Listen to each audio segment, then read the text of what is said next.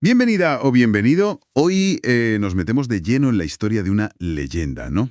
El caballo andaluz. O pura raza española, el Pre, como se la conoce oficialmente. Eso es, el Pre, el caballo de Reyes, que además lo hemos visto 1000 veces en el cine. Cierto. Tenemos aquí, bueno, bastante información de una fuente enciclopédica que repasa su historia, que es larguísima, y sus características.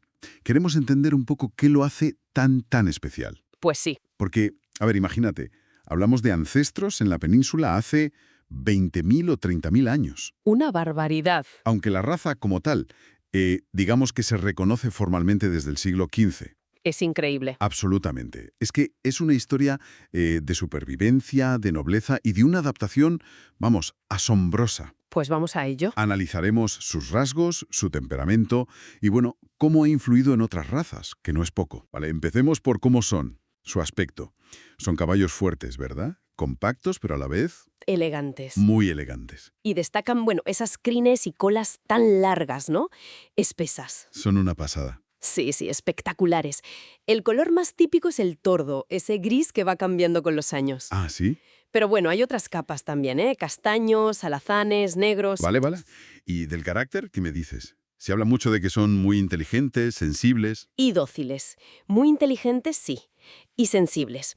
Y su forma de moverse es única. ¿Así? ¿Cómo es? Pues es un movimiento elevado, cadencioso y con una agilidad que sorprende para un caballo tan fuerte. Claro. Esa mezcla de inteligencia y físico los hace, pues, excepcionales para la doma clásica, por ejemplo. Entiendo. Y no olvidemos su pasado. Fueron caballos de guerra, ¿eh? Muy valorados por la nobleza en toda Europa.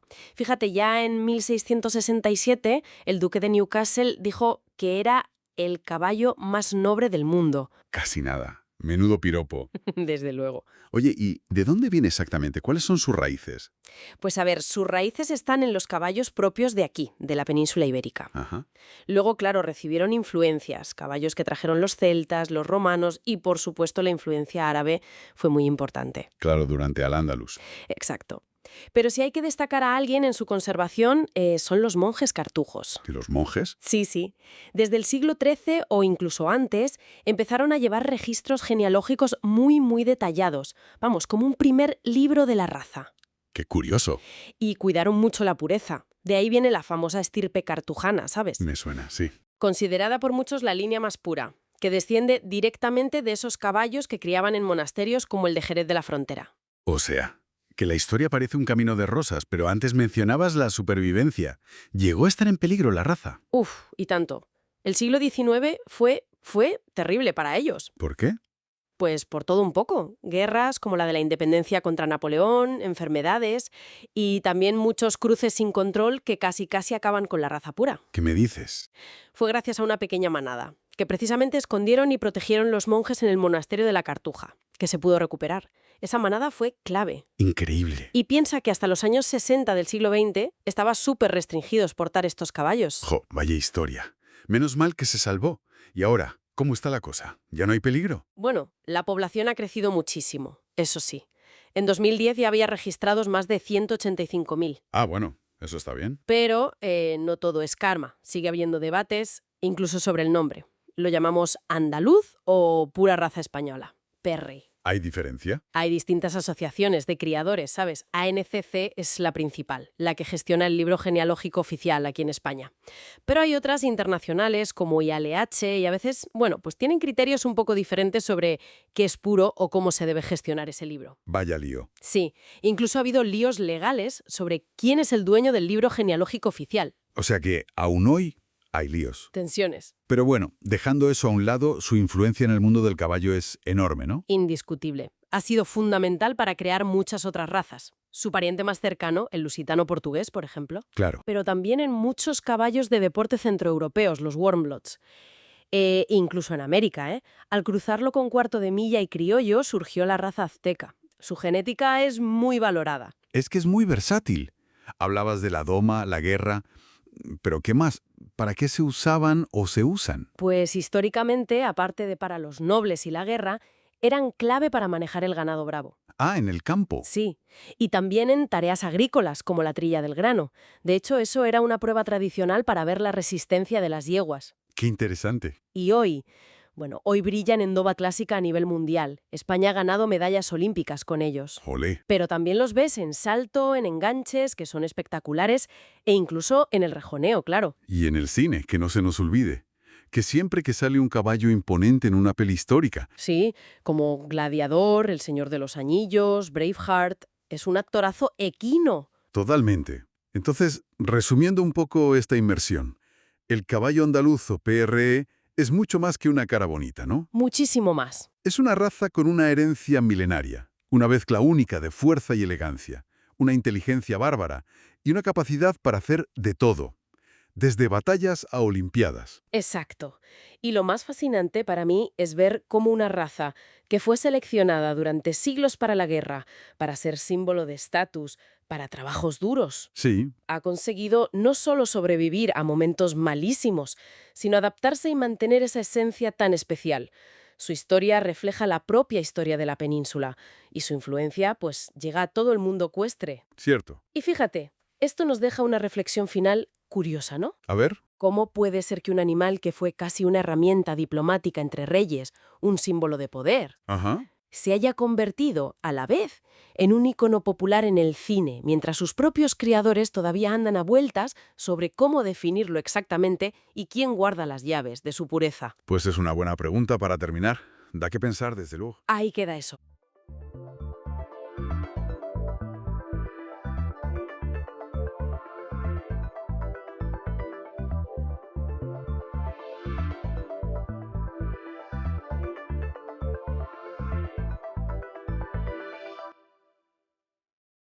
Bienvenida, bienvenido. Hoy nos sumergimos en una figura clave, Sargón de Akkad, un nombre que resuena desde la antigua Mesopotamia. Efectivamente. Tenemos, bueno, fragmentos de inscripciones, listas de reyes, que mezclan un poco todo, ¿no? Hechos, mitos y leyendas ya más cardías. Exacto. La idea es intentar ver quién fue el hombre detrás de ese mito, ¿verdad? Usando estas fuentes. Justo, estamos hablando de posiblemente el primer emperador de la historia, el fundador del Imperio Acadio, allá por, bueno, hace más de 4000 años. Madre mía. Queremos entender cómo ascendió, cómo forjó ese imperio y sobre todo por qué su legado, por qué duró tanto tiempo, ¿no? Siempre basándonos en esos ecos del pasado que tenemos. Claro, y empezamos con un origen que, bueno, según la lista real sumeria, es bastante modesto. Hijo de jardinero y copero del rey de Kish. Sí, no parece el típico comienzo de un gran conquistador. Nada. Y fíjate, ahí ya empezamos a ver esa tensión entre lo que pudo ser la historia y la leyenda. Ujú. A ver, ser copero significaba estar cerca del rey, era un puesto de confianza. Una posición estratégica, sin duda. Ya, pero claro, luego vienen otros relatos, como la leyenda del nacimiento de Sargón, que pintan algo mucho más épico, ¿no? La del río, ¿verdad? Esa misma. Hijo secreto de una sacerdotisa, abandonado en el Éufrates en una cesta, rescatado por un aguador. Suena muy familiar, ¿eh? A otros héroes. Totalmente. Un arquetipo clásico. Quizás una forma útil, digamos, de justificar cómo tomó el poder después. Propaganda antigua. Entiendo. Vale, desde esa posición de confianza o desde ese mito, ¿cómo llega a construir un imperio? Porque las inscripciones sí hablan de conquistas enormes. Exacto. Los textos que tenemos, como uno encontrado en Nippur, son bastante explícitos. Describen cómo derrotó a su gran rival, Lugaesagesi, de Uruk. El que había unificado Sumeria antes que él. Justo. Y al vencerlo, Sargón unifica esas ciudades-estados sumerias del sur y hace ese gesto famoso de lavar sus armas en el mar, o sea, en el Golfo Pérsico. Simbolizando el control total hasta la costa. Eso es. Pero no se quedó ahí, fue a por más. Se expandió, buscando, imagino, las rutas comerciales, los recursos. Correcto.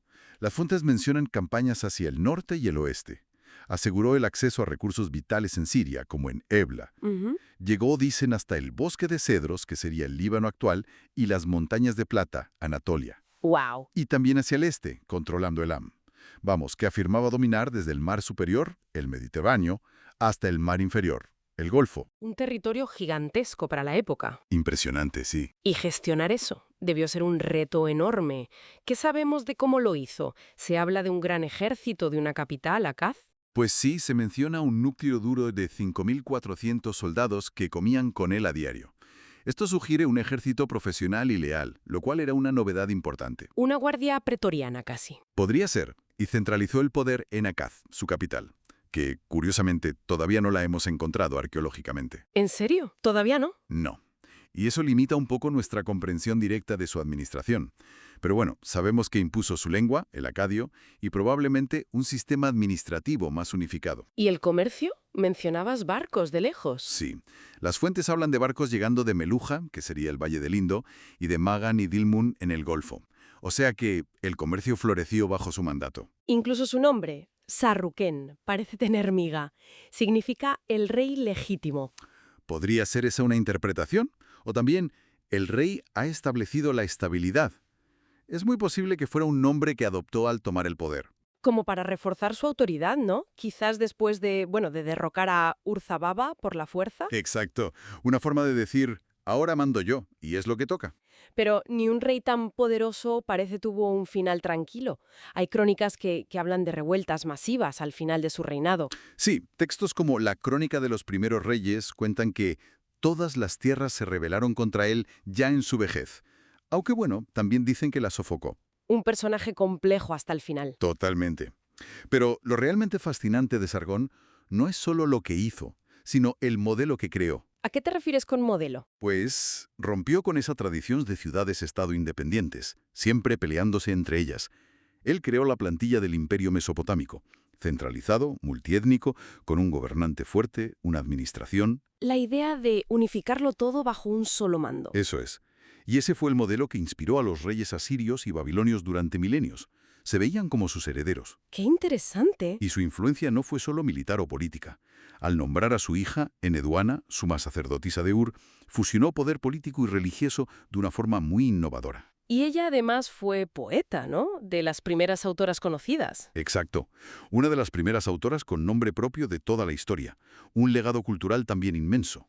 Entonces, si tuviéramos que resumir, Sargón de Akkad es mucho más que un conquistador. Es como el prototipo del constructor de imperios en Mesopotamia. Totalmente. Una figura donde la realidad histórica es casi imposible de separar de la leyenda tan potente que él mismo y sobre todo la posteridad construyeron a su alrededor. Exactamente. Demostró que era posible unificar ese mundo tan diverso bajo un solo poder. Y creó una narrativa, un relato de éxito y legitimidad tan fuerte que se convirtió en el estándar a imitar. Ya. Su historia es un ejemplo clarísimo del poder que tiene el relato en la construcción del poder político y de la memoria histórica. Nos deja una reflexión interesante para terminar. ¿Hasta qué punto la historia que creemos conocer de estas figuras tan antiguas está modelada no solo por los hechos fragmentarios que nos han llegado, sino por esas leyendas ejemplares que las civilizaciones posteriores necesitaron o quisieron forjar sobre ellos? Es una gran pregunta. ¿Cuánto es Sargón y cuánto es lo que necesitaron que fuera Sargón? Ahí queda.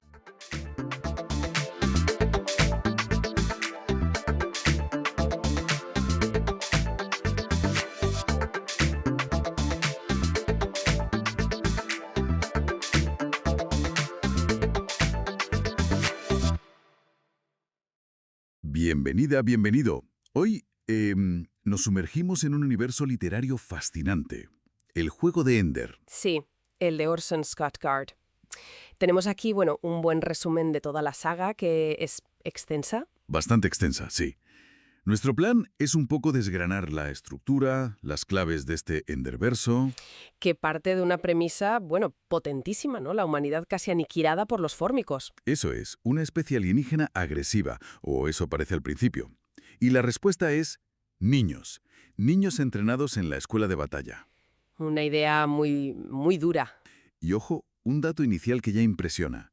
Las dos primeras novelas, El juego de Ender y La voz de los muertos, se llevaron el Hugo y el Nébula. Las dos. Que ya te dice algo del nivel, no es solo ciencia ficción de acción. Exacto. Toca temas como, niño soldado, la moralidad de atacar primero. En fin, vamos a meternos. Venga, la saga empieza con El juego de Ender, que viene de un relato corto, ¿verdad? Muy centrado en Ender Wiggin, la guerra. Sí, muy militar, muy estratégico. Pero luego, las secuelas directas, La voz de los muertos, Xenocidio. Ahí cambia el tono. Muchísimo. Totalmente. Se vuelve más filosófico. Explora las relaciones entre especies, los intentos de Ender por no repetir un genocidio. Una carga ética brutal. Y es que el Enderverso no es solo la historia de Ender, se ramifica un montón. Claro, eso es fundamental entenderlo. Hay varias series conectadas. Por un lado, la de Ender, que sigue su vida. Incluyendo Ender en el exilio, que hace de puente, ¿no? Eso es. Conecta con la otra gran saga, la saga de la sombra. Que empieza con la sombra de Ender. Exacto. Mismos eventos que el juego de Ender, pero ¡pum! Desde la perspectiva de Vin. Y las secuelas se meten de lleno en la política terrestre posguerra. Luchas de poder, intrigas, muy diferentes. Sí, y la última sombra, que es reciente de 2021, intenta unir los hilos de Ender y Vin. Y además de estas dos, están las precuelas, las guerras fórmicas. Sí, coescritas con Aaron Johnston. 2 trilogías que cuentan la Primera y Segunda Guerra Fórmica. O sea, lo que pasó antes de Ender, el origen de todo. Y aún hay más, creo. La Escuela de la Flota, Anda, sí. una serie más nueva, Hijos de la Flota y las siguientes. Explora qué pasa con la escuela de batalla después de la guerra. Ahora se dedica a la exploración. O sea que el universo sigue expandiéndose. No para. Es que la escala es, vamos, tremenda.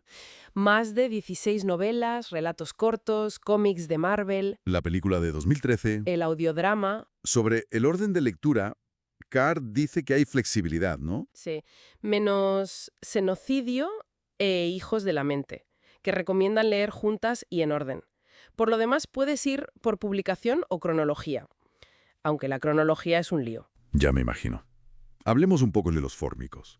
Son el eje del conflicto inicial. Claro, una especie tipo hormiga, con mente colmena, reinas que controlan obreros. Si matas a la reina, ¿Se acabó? los obreros se paran. Eso es.